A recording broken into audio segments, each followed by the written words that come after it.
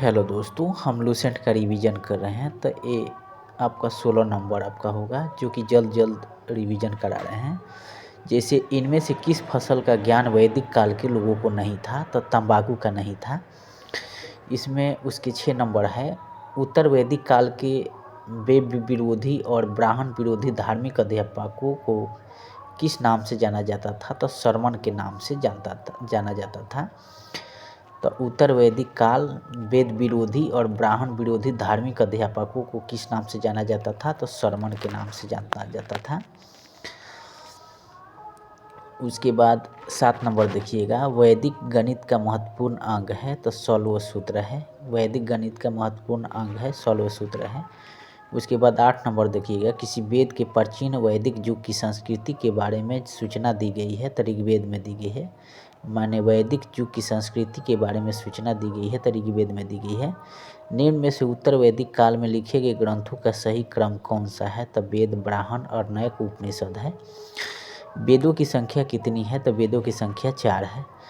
कौन से 3 वेद संयुक्त रूप से त्रयी या वेदत्रयी कहलाते हैं, तो ऋग्वेद, यजुर्वेद और सामवेद। तो आप देख लीजिएगा एक बार और, कौन से 3 वेद संयुक्त रूप से त्रयी वेदत्रयी कहलाते हैं, तो ऋग्वेद, यजुर्वेद और सामवेद।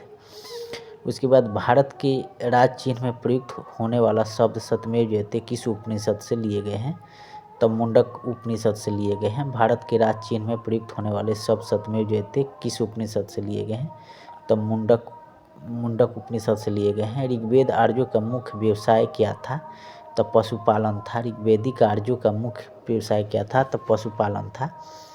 उसके बाद भारतीय संगीत का आदि ग्रंथ किसे कहा जाता है, तो सामवेद को कहा जाता है। प्रथम विधि निर्माता कौन है, तो मनु है। प्रथम विधि निर्माता मनु है। 16 नंबर, कृष्ण भक्ति का प्रथम प्रधान ग्रंथ कौन सा है, तो श्रीमद् भगवत गीता है। कृष्ण भक्ति का प्रथम और प्रधान ग्रंथ श्रीमद् भगवत गीता है। ऋग्वेद में संपत्ति का प्रमुख रूप क्या है, तो गोधन है। ऋग्वेद में संपत्ति का प्रमुख रूप क्या है, तो गोधन है। ऋग्वेद के किस मंडल में क्षुद्र का उल्लेख पहली बार मिलता है, तो 10वें मंडल में क्षुद्र का उल्लेख मिलता है। ऋग्वेद में किस मंडल में क्षुद्र का उल्लेख मिलता है, तो 10वें मंडल में मिलता है। पुराणों की संख्या कितनी है, तो 18 है। वैदिक धर्म का मुख्य लक्षण इनमें से किसकी उपासना था, तो प्राकृतिक का था। वैदिक धर्म का मुख्य लक्षण इनमें से किसकी उपासना था, तो प्राकृतिक का था। किस देवता के लिए इंद्र में पुरंदर शब्द का प्रयोग हुआ है, तो इंद्र में हुआ है। किस देवता के लिए ऋग्वेद में पुरंदर शब्द का प्रयोग हुआ है, तो इंद्र के लिए हुआ है। चलिए 22 नंबर देखते हैं। 16वां सूत्र विषय संबंधित पुस्तक है, तो 16वां सूत्र जयमिति से है। उसके बाद 23 नंबर देखिएगा, अस्तु माँ सद्गमय, तमसो माँ ज्योतिर्गमय, मृत्युमा अमृत गमय कहाँ से लिया गया है, तो उपनिषद से लिया गया है। अस्तु माँ सद्गमय, तो ये उपनिषद से लिया गया है। आर्य भारत में बाहर से आए और सर्वप्रथम बसे थे, तो पंजाब में सर्वप्रथम आर्य बसे थे। यहाँ पे मिलान करना है, देख लीजिएगा। ऋग्वेद को पढ़ने वाला यह कर्ता, ऋग्वेद में होता होतृ होता है। यजुर्वेद में अर्धयायु होता है। एकदम सामने सामने मिलान कर दीजिएगा। सामवेद का उदगारता उदगारतु होता है। अर्थवेद का ब्राहा होता है। तो ऐसे आप मिला लीजिएगा। ऋग्वेद का होता होतु, यजुर्वेद का अर्धरवि, सामवेद का उदगारता उदगारतु, अर्थवेद का ब्राहा होता है। उसके बाद यहाँ पे देख लीजिएगा आप 26 नंबर, वेदों को अपौरुषेय क्यों कहा जाता है, क्योंकि वेदों की रचना देवताओं द्वारा की गई है। उसके बाद वैशेषिक दर्शन के प्रतिपादक कौन है, तो उलूक कनाद है। वैशेषिक दर्शन के प्रतिपादक है उलूक कनाद है। मीमांसा एवं पूर्व मीमांसा दर्शन के प्रतिपादक है, तो जैमिनी है। मीमांसा एवं पूर्व मीमांसा के दर्शन के प्रतिपादक है, जैमिनी है। वेदांत एवं उत्तर मीमांसा दर्शन के प्रतिपादक है, तो बदरायन है। वेदांत और उत्तर मीमांसा दर्शन के, पूर्व मीमांस याद रखिएगा जैमिनी होगा, लेकिन उत्तर मीमांस अगर इसमें आ जाए तो बदरायन को मार दीजिएगा। मीमांस या पूर्व मीमांस में जैमिनी को, अब वेदांत उत्तर आएगा तो बदरायन को मारना है।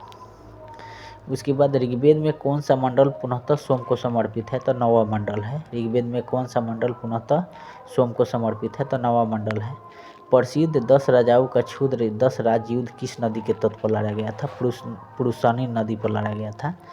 प्रसिद्ध 10 राजाओं का युद्ध 10 राज्य युद्ध किस नदी के तट पर लड़ा गया था, तब पुरुषानी नदी पे उसके बाद धर्मशास्त्र में भू राजस्व की दर क्या थी, तो 1/6 थी।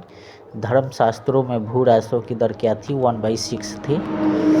उसके बाद यहाँ 800 ईसा पूर्व से 600 ईसा पूर्व का काल किस युग से जुड़ा है, तो ब्राह्मण युग से जुड़ा है। 800 ईसा पूर्व से 600 ईसा पूर्व काल का किस युग से जुड़ा है, तब ब्राह्मण युग से जुड़ा है। किस काल में अछूत का अवधारणा स्पष्ट रूप से उदित हुई है, तो आपको धर्मशास्त्र के काल में, किस काल में अछूत की अवधारणाएं स्पष्ट रूप से उदित हुई है, तो धर्मशास्त्र के काल में। उसके बाद एशिया माइनर स्थित बोगाज कुई का महत्व इसलिए है क्योंकि वहाँ जो भी अभिलेख प्राप्त हुए हैं उनमें 4 वैदिक देवताओं इंद्र, वरुण, मित्र, नासत्य का उल्लेख मिलता है। एशिया माइनर स्थित बोगाज कुई का महत्व इसलिए है कि वहाँ जो अभिलेख प्राप्त हुए हैं उनमें 4 वैदिक देवताओं इंद्र, वरुण, मित्र, नासत्य के उल्लेख मिलता है। उसके बाद एक 36 नंबर देख लीजिए, गायत्री मंत्र देवी सरस्वती को संबोधित किस पुस्तक में मिलता है, तो ऋग्वेद में मिलता है। गायत्री मंत्र देवी सरस्वती को संबोधित किस पुस्तक में मिलता है, तो ऋग्वेद में मिलता है। चलिए कंप्लीट हो गया, फिर नेक्स्ट हम देखते हैं पार्ट।